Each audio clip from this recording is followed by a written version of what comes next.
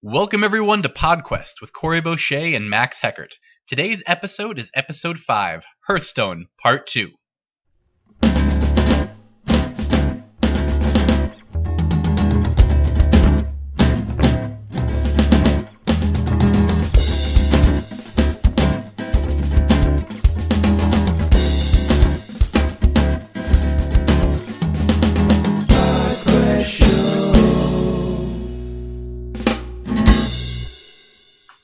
Alright, welcome everyone. Hello. Welcome, Corey. Welcome, Max. Thank you.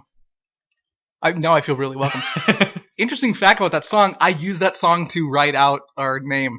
Whenever I'm writing stuff, I just turn the show on real quick, and Nick helps me remember exactly what order all those 3 words go. That's pretty good. It's very helpful. It's like the alphabet of our show. Every good business model needs a jingle to help sell it. Mm-hmm. And you spell it. When you're and to spell it. Like by Menon. I don't know. That's helpful when you're typing it up looking for by Menon near you. What is by Menon? Medicine? Apparently the jingle's not that effective. It's just something lacking in the jingle. And that's what the product does. Alright, well today is going to be our second Hearthstone episode.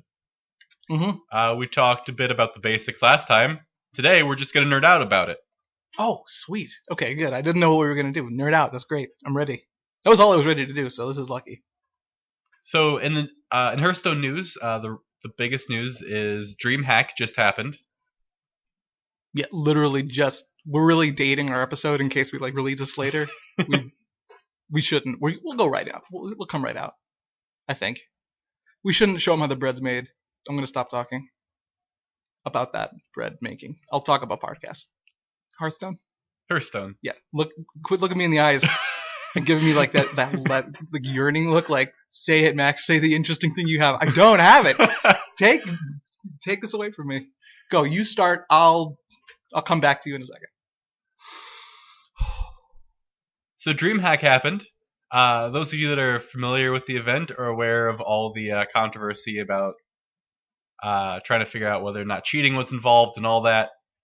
We're not really going to go into that specifically. Not really. Like we're going to talk about cheating a little bit in general, but not really about the specific event because it's been beaten to death, and we're not going to add anything to it. And it's tough, even saying if it even was cheating, or it was just a happy accident, unhappy accident.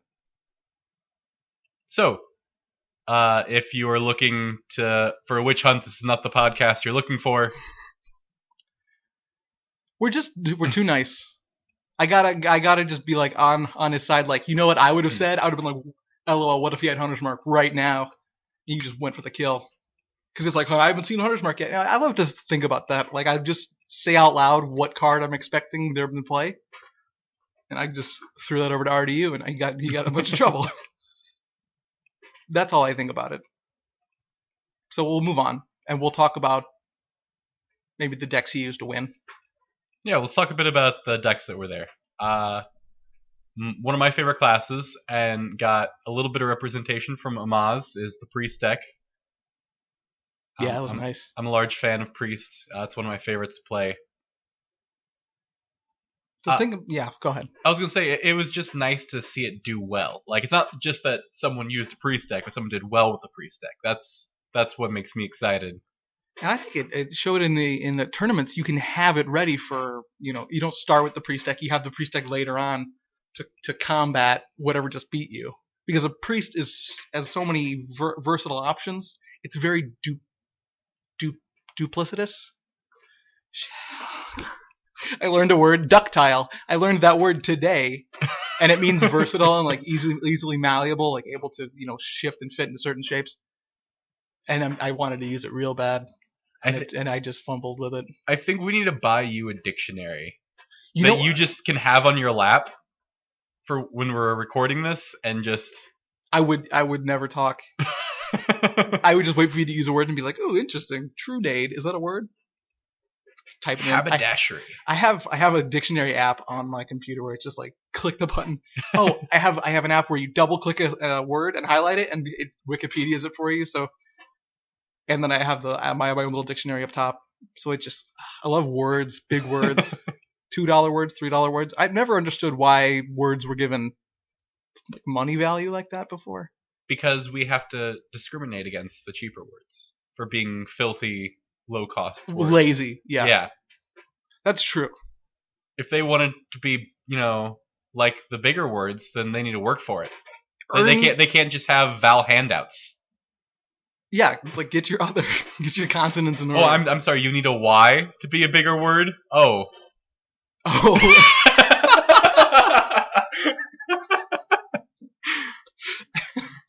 Hey. So priest deck.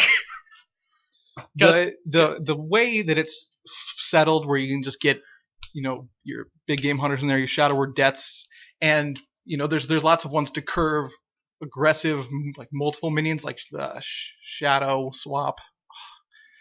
God, I sound like such a newbie when I don't know the words, when I don't know the names of the cards. The one where you steal one of theirs for a turn. Thought steal? Oh no, steal for the turn. Yeah. Oh crap. This is a very big symptom of podcasters where I know Cabal Priest is Cabal the Shadow one Priest steals it. that takes the 2 attack or less. It's the Stampede Kodo on steroids, man. It's good. It's I don't know. No one uses that card. That's I love it. Oh, I'm gonna use Trump's logic here, where he calls it value as opposed to its actual name. Value swipe. all right. I died a little bit. I hope Trump never listens to this. I know what I need. I need to be like the technician, the engineer who's got the computer that can start hammering stuff in. We need like a third person that who's just working a a computer and just Googles us. They have the mic on hand. They're like, "Hey, idiot! It's hey, idiot! It's I know, but it's called." Don't hurt yourself. I already did emotionally. I hurt my pride. Okay, you. I'm gonna take over while you're licking your wounds. I was really excited to see the priest. It's one of my favorite classes to play. I've been playing it a lot on ladder, and the way it plays as opposed to other decks, it actually feels really weird for me to play other things now, because the priest is so reactionary to the way other people play. Like someone will play something, and I'll think, "Oh, great! I can respond by one of these." But answers. If they play nothing, you're just like, "I can wait. I've got time." Yeah. And then I feel really weird when I play their classes because they're not as reactionary in the same way priests are. So like they'll do something. I'm like, "Oh, great! This would be a great Aconite Circle of Healing combo." Oh yeah, fantastic! Shadow Madness. Shadow Madness. There you go. I got it. Oh. Thank you, technician in the back, for. No, that was me. I got that. Don't you dare! Don't you dare take that away from me. Shadow Goodness is what Trump calls it every time he gets in an arena, because arena is just that meta where you just want to get those little guys out, and then rebuff it with your 4 and 5 drops, and it's like Shadow Madness can really just 2-for-1 really quickly. I would like to say, in regards to my joke about technician, because we've never said this live on our podcast. But we do this live. We don't edit it later. We don't touch it up. Really? No. It sounds so like well prepared. And we say practiced. it. We hit save. We put the music in it, and we put it online. That is our process. So when you're like, "Wow, this is a really awkward pause," it's because there's really an awkward pause going on between us. We're just sitting here making hand gestures that you can't see. Yeah, we're playing like, games with and taking selfies and stuff. There are so many selfies that never make it to. I try to upload them, but they disappear really quick. I don't really get phones. What's that app? QuickTime Facebook. I don't know. Face swap. Gender. Snapchat is probably what you're thinking of. Yeah. But I have a dumb phone, and this is just painful to pretend like I'm cool enough to have selfies. So. We are not the technical people that we claim to be. But we do have love in our hearts, and we give it to Hearthstone, and that makes us worthy. We give it to video games. Mm-hmm. If I was taking selfies, I would not be playing Hearthstone at the same time. So my priorities are clear. Exactly. I focus up. I'm just playing Hearthstone, and if the person's waiting to the wire, I'm maybe Googling something or taking a shit. Who knows? Reddit is the extent of what I'm doing. That's about Hearthstone. it. Yeah, I don't get too out of it. Pictures of cats and going for Injured lethal. Blade Master. Yeah, and like finding a way to do you. What kind of priest deck do you run? The one that has the Injured Blade Masters in it? Yes. And the Circle of Healings. Yep. That is a powerful turn 3, man. There's so much to it where you're just like a 4/7 is actually really hard to clear. So go ahead. Let's talk about some other decks that Miracle Rogue was obviously very present in DreamHack. And that people are starting not to like Miracle Rogue because it's very good at what it does. It is really good. I found you don't even need the combo often to win because you can cycle cards so quickly. Eventually, the ones with half value become, 2 for 1, 3 for 1. No, absolutely. Miracle Rogue is my go-to when I'm going on frustrating loss streaks and I just need to win one more for your 5 victories or something like that.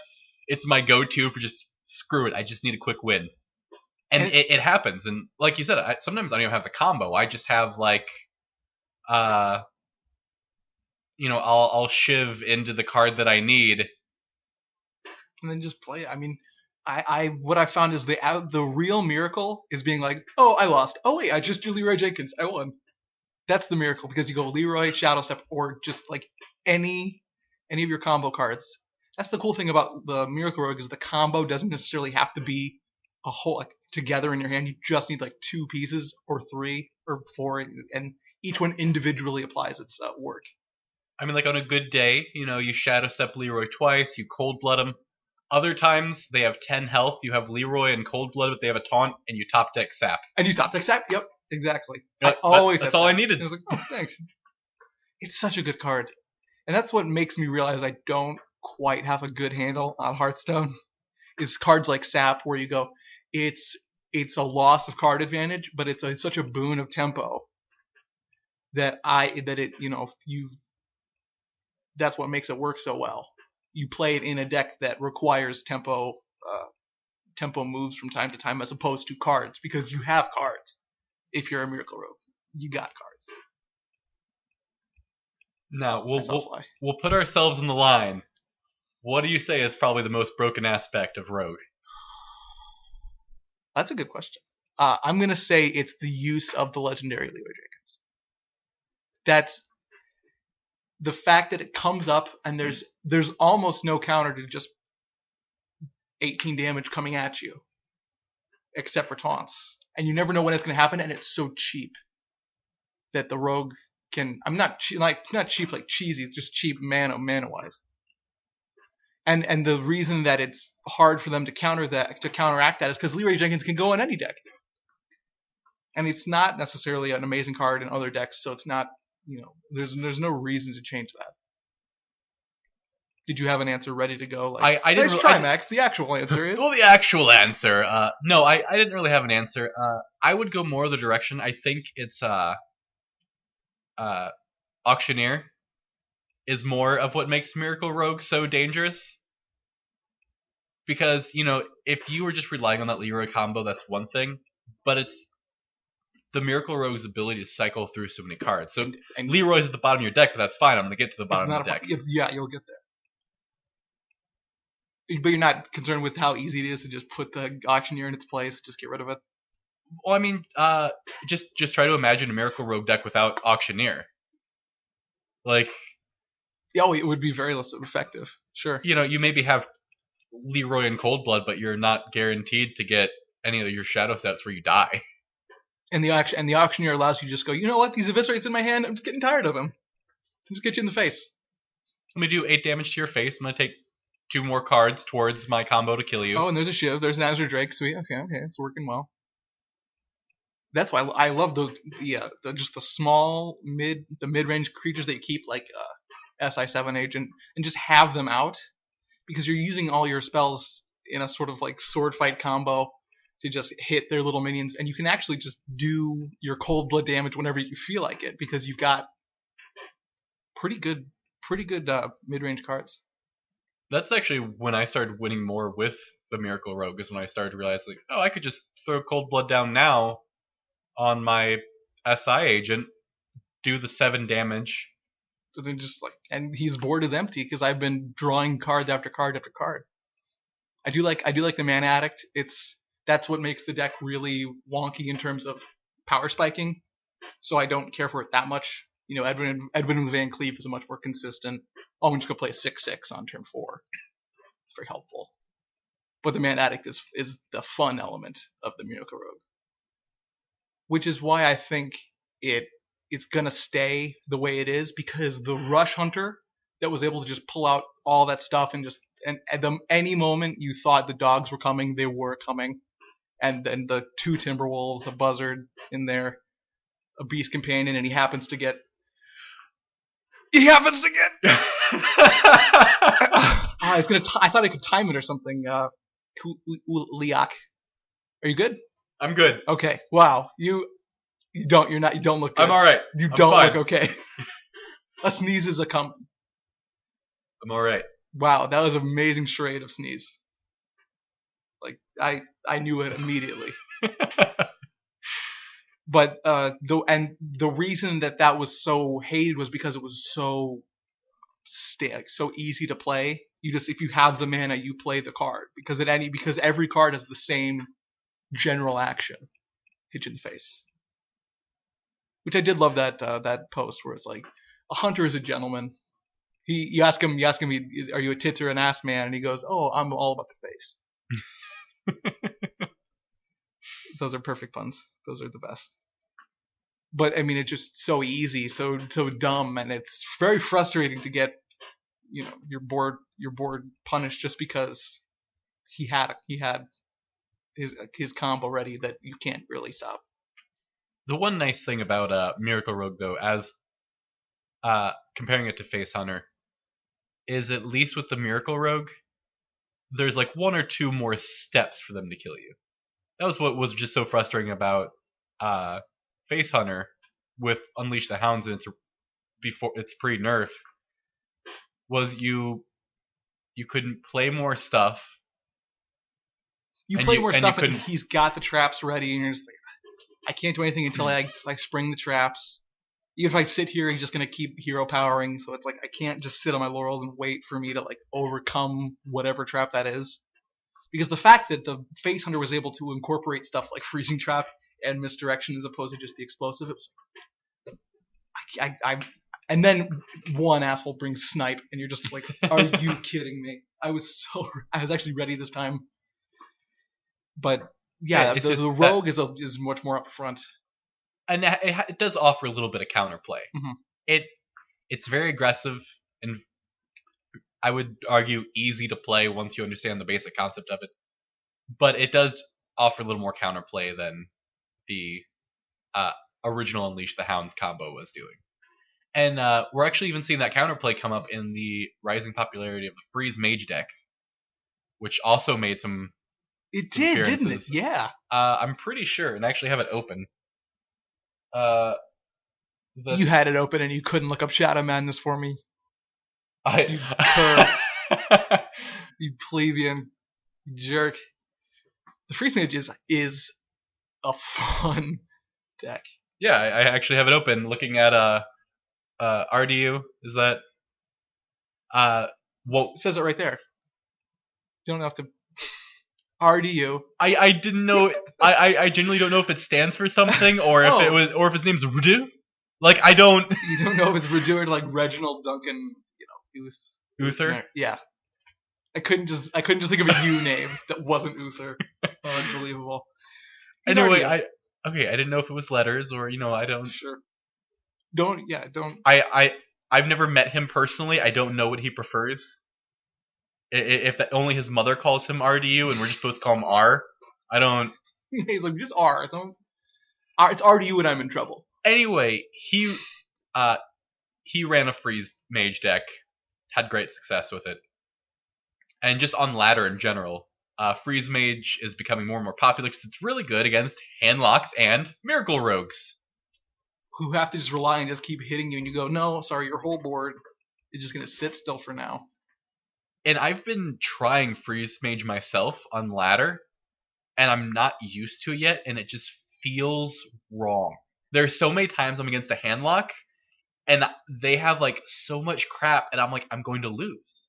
I can't clear the board. I can't, and then I win like 4 or 5 turns later. I can't clear this board. This board's just gonna have to be the way. Oh, Frost Nova. Okay, so I'm doing all right for now. Oh, Blizzard. Okay, all right, we're hanging in there. It's the best. And it feels so icky. Like to quote a card, it feels icky. Sure. Yeah, you'll find that in a different mage deck. Like I keep. I don't say I keep winning. Sometimes I'll make mistakes and I lose. But like when I win, I didn't really see it coming. I have 16 damage in my hand. It wasn't like priest or rogue where I'm looking at my hand. I'm like, okay, great. I'm gonna make this play, which is gonna lead into this decision making. Normally my turns for mage are Blizzard. God, I hope I top deck something good. But then you do because Frost Nova. Okay, come on. Everything is there for you to draw. Every card is there to be like, get another card. And it's like, oh, I will. Do you run it with the Doomsayers in it? Yes. That's the problem with mine. I don't have them, and I'm too stingy to buy a Doomsayer. You know, like you have to pick your cards when you get dust, and you're just like, I could get a legendary, or I could get 2 Doomsayers. Ugh. It's so brutal.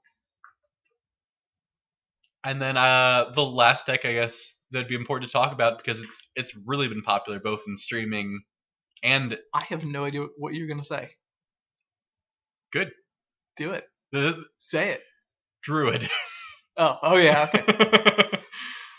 I thought we could have had that stand up for a long time. I thought about it. I was like, what will you do if I just sit here and wait? Be like... I will say it. I'm gonna. Paladin? Pactor Hunro May. I wouldn't come over there and smack you. Anyway, I know that for both sure. in DreamHack and on ladder, Druid has been growing in popularity. Ramp Druid, Token Druid too, but that one's kind of dying off. But Ramp Druid is really the Druid that pushes its way through the mid game to jump into the late game, or jump its way out of the early game into the mid game.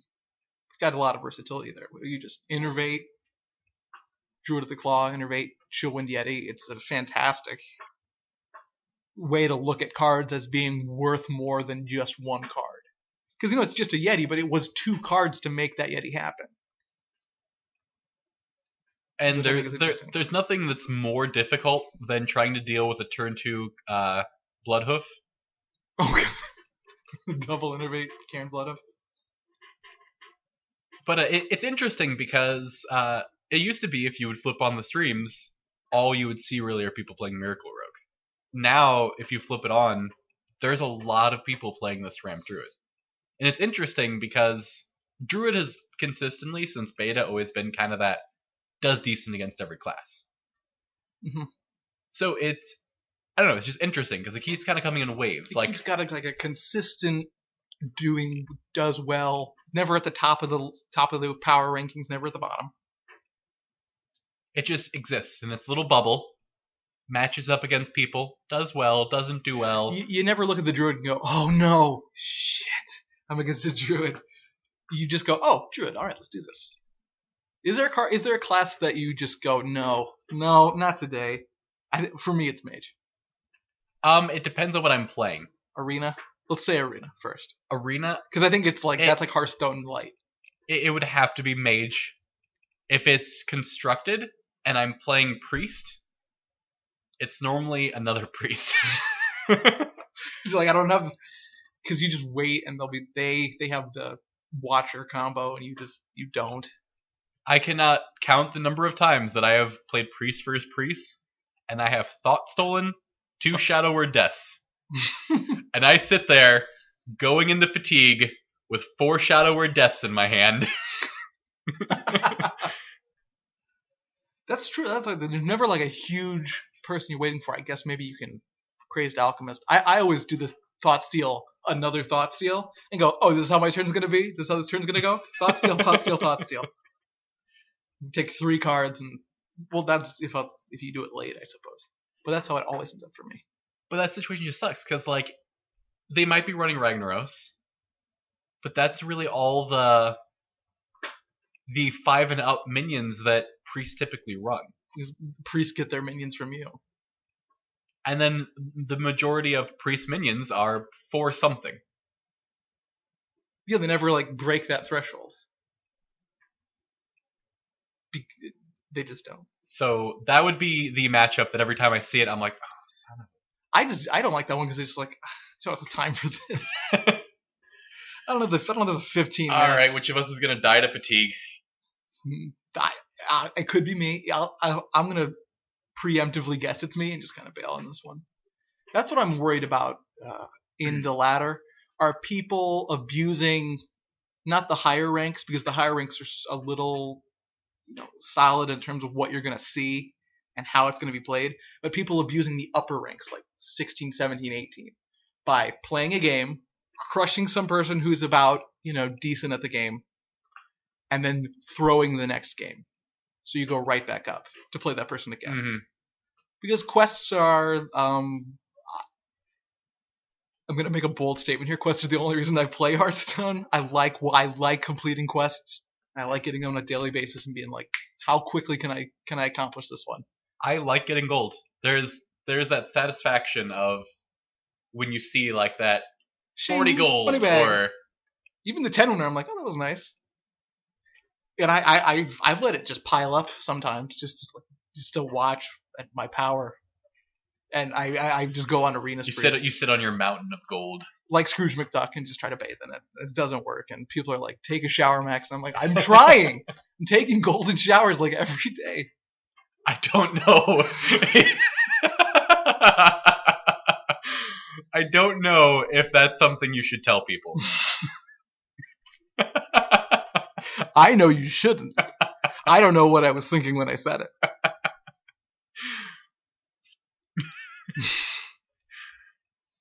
My girlfriend's great. So, unedited, as I was saying. Yeah. If you thought he was joking for some weird reason. Anyway, on the topic of gold, as in the Hearthstone sense, the one thing that I actually wish would be improved, and I know it's a hard balance because they do want to make some money off people spending real money. Mm-hmm. But I wish there was more of an incentive to play ranked. Because knowing that I'm going to have to play, let's say you win slightly above 50%, I have to play about 5 to 6 games to get 10 gold. Which means that an arena run is... I don't know why I just put myself in a situation to do math 5 out loud. to 6 games to get 10 gold. You need 150. That's 15 times 10. So 5 to 6 times 15. That's 220. No, that's not 225. 5 to 6 times 15. 6 times 15 is 45. You need to play about 50 games. That sounds good. We'll go with that number. Sans quests. But still, like when you think about it, you're like, I really want to play an arena today. I only need to play about 50 to 70 games, depending on if I go or win or loss streaks. Because you're at the rank, you're at your rating that you should be, right? You're rank 12, 13. Yeah, I think I'm 13 right now. I think we're both better than that, but we both don't have the confidence to really grind out a better rating right now. I'm also rank 12. Well, what I do is I play Priest to 14, then I go on losing streaks to like 16, and then I play Miracle Road, get back to 12, jump back up to 12, and then I go back to Priest, and I go back down to 14. See, that's about a 50% win ratio if you're gonna be goofing around like that. Which no, I think everyone should try getting to a rank where they feel like, no, I'm at a competitive level, and then play a deck that you want to play, not the one that everyone expects you to play. such as Priest. But yeah, that's not a lot of cash income, and the only thing you want to spend it on is essentially more packs. Yeah, Via and arena runs. And I do arena runs as my packs. that's what I've started doing. It's not what I did at first because I was terrible at arena. So you're scared and you just like, I just want my cards to make me feel. Well, and it's the time commitment. It's just like, I know I'm gonna go 0-3. I don't want to play 3 games to get my pack. Let me just get the pack. Yeah. In the morning, I do an arena run and I get to 4-2, and I go. I don't want to win because I don't want to keep going at this point. I'm beaten down and worried, and just constantly just picking out the flaws in my deck. Where it's like, oh, you didn't get any flame strikes this time. I hope they don't just flood the board. I get very, very senile and negative. Senile is the one where you can't remember what your middle name is. Sinister. No. You might get senile grumpy? When you play. You're like grumpy. You're like, how many flame strikes have I played? I don't know. I haven't had I do it while I'm having my coffee, so it's like there's a mix of being like, this deck's awesome, and I wake up and I'm fully aware of like how bad my deck actually is. You have 4 Dark Iron Dwarves. At some point, you just don't need another Dark Iron Dwarf. Yeah, I don't know what the magic number would be on how much gold that you would get, but I definitely feel like ranked should be increased on what you get. Because right now, casual or ranked, it's 3 wins for 10 gold. And casual seems to be a little bit easier to get your wins. If you really want gold, it almost feel worth it to just make the most in-your-face deck you could and just spam casual games. Mm-hmm. Or do a bot and then wait for people to concede to you. Yeah. I don't get how bots work, but they do. I don't know what they are or who these people are that just sit AFK and let people just be like, I don't have time to AFK my games. I do. I enjoy that a lot. And I noticed that the computer will say well played. If the person's AFK the whole time, the computer will be, as they lose, will throw a well played in there. Almost as if to be like, you're a jerk. You just beat nobody. And the computer's like, I was only me. And I wanted to play, but I couldn't. It's about, like, I think Hearthstone's meant to be you're in a tavern as your hero, and you're both sitting across from each other, and the innkeeper's walking by with, like, beer in the background, and someone is not sitting across from you like they were meant to, and there's just, like, a seat, like, says reserved for Big Dick 77. That's normally what the names are, right?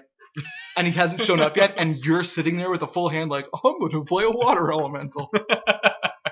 Like and, Goofy. Everyone's yeah, that's dead on Goofy, exactly. And people are around you going like, it's like my turn next, there's other tables happening, and people are looking over at your table just like, are you seriously playing nobody right now? It's like, yeah, he didn't show up and it's my turn. And then as you win, you want me to sit down and play with you? No, it's fine. I'll get queued up later, trust me. And then as you're winning, the innkeeper goes by and goes, well played. And it's just like, it was well played, wasn't it? I was really on curve this game. It really felt good. All right, I think for our last topic, let's go in about cheating. More in the general sense of...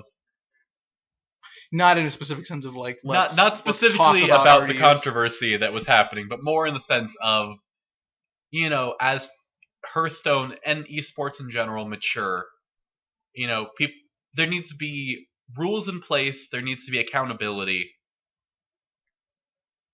And you can watch the accountability and rules grow with the sport.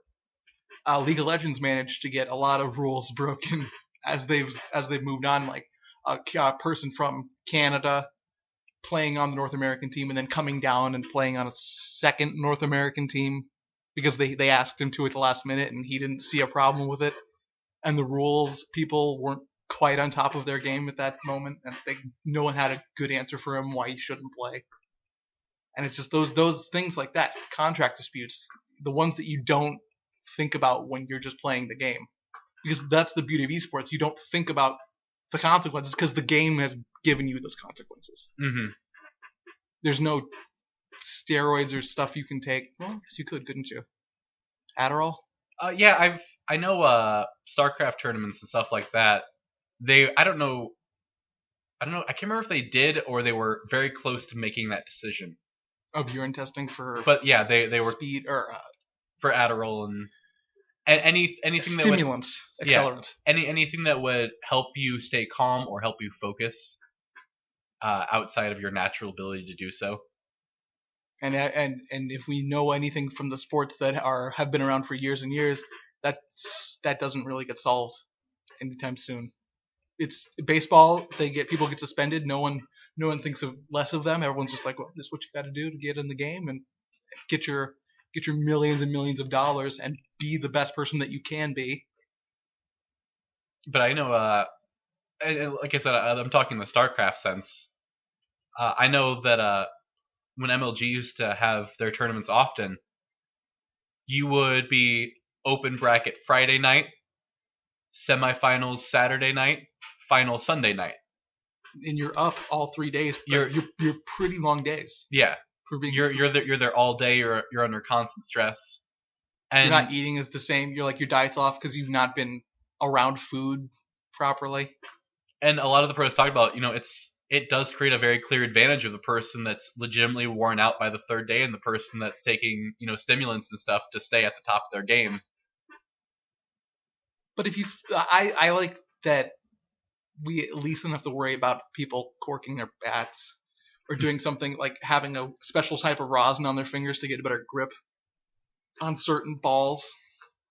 I'm going to leave it exactly as I said it, and you're not going to make a damn comment. I don't know. I think we're going to start getting like those grip strips and putting them on our keyboards. Oh, I thought you were going to make a ball joke. No, that's fantastic. No, we've already you've already said golden showers. We already hit our quota of just inappropriate. So I was just going to let any other weird thing go. We're just you get me. I really appreciate that. But no, grip strips for the keyboard. Yeah, I think would be very nice. I got the home keys. Yeah, like it's not so much in Hearthstone because you don't need you don't need any type of real nice connection or speed or tact. You just have to accurately be clicking your cards. But I wonder if a game like StarCraft or League of Legends or anything Dota. where you have more Dota, Guild Wars, anything where you have to jump around the keyboard a little bit.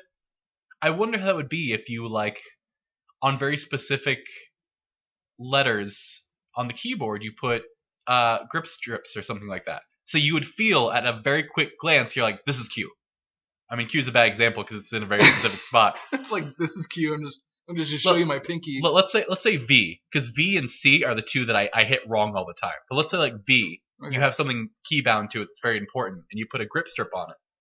Like your keyboard, when you're using it, is going to have that tactile difference.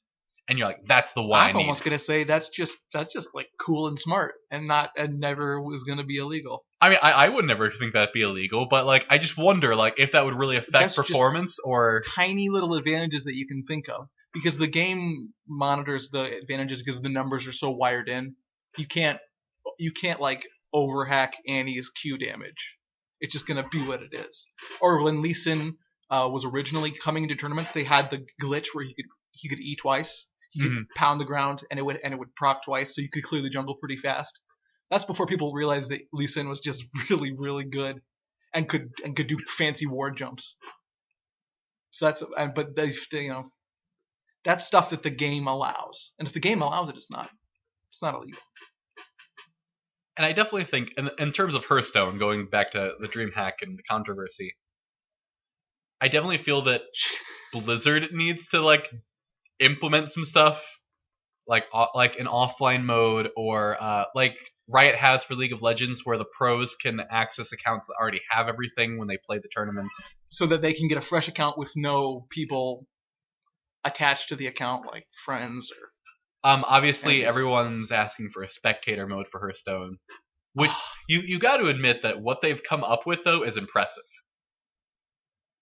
In terms of the tournament setting already? Yeah. I mean, how so? Well, right now, I mean, all they're doing is cutting between two people's monitors. Mm-hmm. But it's the fact that there is no spectator mode. There is no in-game overlay for spectating. There's nothing there to help you. But they're able to run these tournaments relatively smoothly with just two people's screens, just cutting between them. And you can look. Sometimes they're just like sitting across from each other at a table, or they're just like in two separate. They're on like he's on the right side of the room, they're on the left side of the room, just with like a desk and a laptop. It's fantastic. And just the production quality is normally pretty good. So it's impressive to say that they have good production quality while not having all the tools that other games have. Very quickly as well. Yeah. Like they were on that. And not just DreamHack, but all the Fight Night mainly was the quick one where that really got people together. And I don't know if Hearthstone does anything about cancellation yet. Headphone silence, because an audience going, "Oh," is always a bit of a giveaway. Yeah, I'm not sure. I'm sure they will when LANs start becoming more popular with Hearthstone. But as it is right now, I'm not sure. Think so. Because a lot of the ones that are online, you're in your own home, so they're not really. There's nothing for them to hear. Exactly. But DreamHack had an audience. Yeah, I don't know if they had to have had a big screen, so they had the players not able to just look back and see what the cards were, which has happened in League of Legends, which was really interesting. I thought I was surprised that issue showed up. That seems like an easy one to think about. I am though excited to see when offline mode comes in, when spectator mode comes in, when all these tools for the viewer to have a better experience are implemented. I'm just excited to see what like production quality we're going to start seeing from tournaments. For Hearthstone, that's not necessarily adrenaline filled because there's a lot of you don't have a time limit. Save the 90 seconds. And one thing I will say, and why I like Hearthstone, why I'm excited from a spectator's point of view, let me state first that I like Magic the Gathering, but I'm not a huge fan. You like Magic? This podcast is over. All right, well, PodQuest is now a party of one. I thought we were on the same page from day one. All right, now calm down. I like Magic the Gathering, but I am not a huge follower of it. I probably don't know what 99% of the cards do. And granted, there are a lot of cards. But still, like, people that don't know all the cards know the main ones. Kind of like we're talking about, we know what a Miracle Rogue deck is. Like, they know what those decks are. Yeah, I don't need to... And we could talk about the individual cards, like if you want to put Sinister Strike in there, and you're like, what? But like, I don't have that type of knowledge towards Magic the Gathering, so I am speaking from a non-knowledgeable point of view. But one of the things I really like about Hearthstone as opposed to Magic is, it's a little easier to follow from a viewer standpoint, because I've watched Magic games, like when the tournaments are streamed and stuff. And as someone who doesn't know the cards by heart, it's almost impossible to follow because all I see is people tapping the table really fast, playing one card, doing really quick hand gestures because there's a language. There's a common knowledge that, where they understand. Don't waste I wouldn't want a pro to waste my time being like, I shall tap two lands. Same happens in Yu-Gi-Oh. Mm-hmm. And that's the one where it's just like the power creep got insane to where it's just like you better have a 5-card combo ready to go. I've done Yu-Gi-Oh was my Magic, and I know a lot more cards than Corey knows in Magic. But the problem was the balance got wonky when they started introducing the new packs to keep people interested, and it becomes a different game every time they introduce things like that, and you could still appreciate Yu-Gi-Oh! It's just all your cards are now worthless, unfortunately. But I had a point, and I'm gonna find it. I'm gonna track it down. I'm gonna get it back. Oh, I love watching Hearthstone because you can play along at the speed that the game shows itself. You can play the a ghost hand of Amaz when you're watching him. You're like, coin Twilight Drake, do it, Twilight Drake. It goes to Blizzard's mantra for pretty much all their things, which is, simple to learn, difficult to master. Mm. Because Hearthstone doesn't have instants, it doesn't have, my opponent still has X mana untapped. He could play an instant on his turn. He could stop me from doing this. Yeah, the instants are one of the things that lost me when I first heard about Magic as a friend who was playing with other friends of mine, and they thought about circling me into the loop, and I said no thanks, and they just walked away because they were in Minnesota, so it doesn't I feel like, and I've taught a couple people to play Magic because I play it on occasion. So when I say to give me a little credibility, I do play it. I do have decks. I just am not. I don't follow the tournament scene. And that's a big part of it. But I always like when you're teaching people Magic with instants, because when they start making their own decisions, because normally just like a one-on-one, mm-hmm. and you've already run through the basics and stuff. So like, okay, so this turn I'm going to tap these 4 land and I'm going to do this. Is that a good play? I'm like, yeah, it's a good play. I'm going to tap these 2 and kill it. What? But it's not your turn. It's like, yeah, but fuck you. You didn't. No, that was a great play, though. One-on-one, we've both looked at each other's decks and been like, oh, I can see how you're going to play. This is going to be really good. This is going to be a nice, slow, but pace-oriented thing. And it was like, instant. You're dead. And I go, was it a good play? I was the one tapping the 4 lands in your scenario. Oh, in this scenario? Yeah. The play was good. It's just that I had the perfect answer to it. And fuck you. Yeah. But, I mean, and I don't... Instants aren't bad by any mean. I'm just saying that's what makes Hearthstone a little simpler in the sense that it's easier to watch.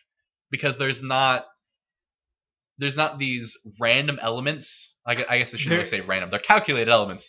But from a viewer point of view, there's not this random like... And it's very turn-based. There's no tomfoolery except for secrets, which make themselves very apparent. A giant question mark shows up and you're just like, what? And then it blows up on the screen.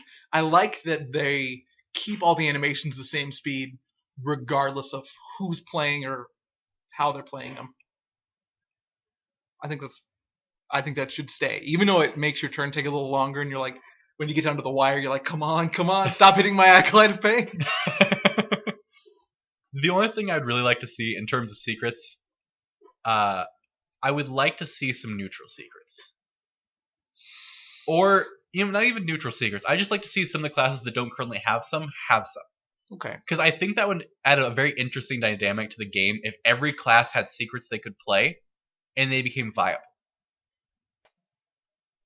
So, due to some technical issues, the computer didn't save the last 5-10 minutes of our conversation about secrets in Hearthstone. So, this is a little recorded thing that we're throwing in at the end there, so we've technically broken our rule of no editing after we finish. So forgive us, I'm sorry. But we encourage you to check us out on facebook.com/PodQuestShow, youtube.com/channel/PodQuestShow, I believe. It's definitely PodQuest Show, so you can definitely check us out that way. Our Twitter is @PodQuestShow, and our email, if you'd like to contact us that way, is podquestshow@gmail.com. We thank you all for listening. We hope you tune in next time, and we look forward to reading your comments.